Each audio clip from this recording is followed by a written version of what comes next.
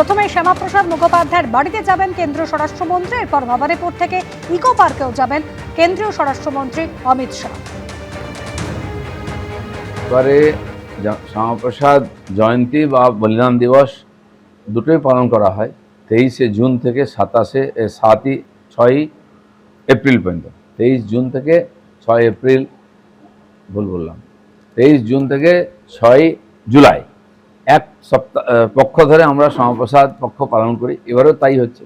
এবারে নতুন যেটা হচ্ছে, বিভিন্ন সরকারি প্রতিষ্ঠানে এই উদযাপন হচ্ছে। গতকাল আমি দুটো স্কুল, একটা কলেজে গেছিলাম, সব জায়গায় খুব উৎসাহের সঙ্গে পালন হচ্ছে। শ্যামাপ্রসাদকে বর্তমান প্রজন্মকে ভুলিয়ে দেওয়া হয়েছে। দেশ বিভাজন, পশ্চিমবঙ্গ কী করে তৈরি হলো, তিনি পশ্চিমবঙ্গের জনক। তো এবারে পার্টির তরফ থেকে তো হয় প্রত্যেকবারে। আগামীকাল মাননীয় গৃহমন্ত্রী অমিত শাহজি আসতে পারেন, কলকাতায় আসছেন, তার কোনো কার্যক্রম থাকবে এবং সমস্ত সরকারি প্রতিষ্ঠানেতে এই ধরনের অনুষ্ঠান হচ্ছে এবং পার্টি বিভিন্ন সংগঠন বিভিন্ন হল ভাড়া করে সেখানে এই জয়ন্তী পালন করা হচ্ছে ধুমধাম করে। শ্যামাপ্রসাদকে স্বীকৃতি দেওয়ার ব্যবস্থা হচ্ছে। তিনি বাংলার জনক এবং আজকে যে পার্টি ক্ষমতায় আছে তারও জনক। তো সবাই মিলে খুব উৎসাহের সঙ্গে শ্যামাপ্রসাদ